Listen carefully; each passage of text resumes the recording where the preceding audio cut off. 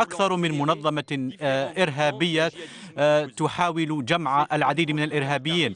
إنها ديكتاتورية شمولية تستعمل الإسلام لمصالحها، وهذا التنظيم لا يتراجع أمام أي شيء. يجب أن نذكر بالمذابح التي شنتها ضد مخالفيها، وأيضا ضد الأقليات والتجارة بالبشر.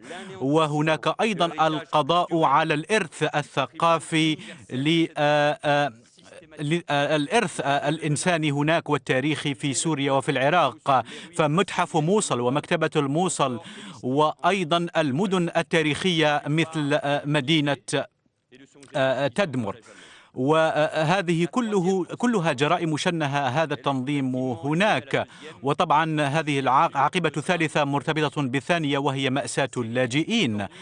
سوريا اليوم هي شعب منقسم وأغلبه من النازحين، أكثر من 250 ألف قتيل، و80% قتلوا بسبب هذا النظام، هو الذي قتلهم. إنه شعب نازح. هناك الملايين من السوريين الذين ينزحون في الأراضي السورية، وهم طبعا بين المطرقة والسندان، بين مطرقة بشار وسندان داعش.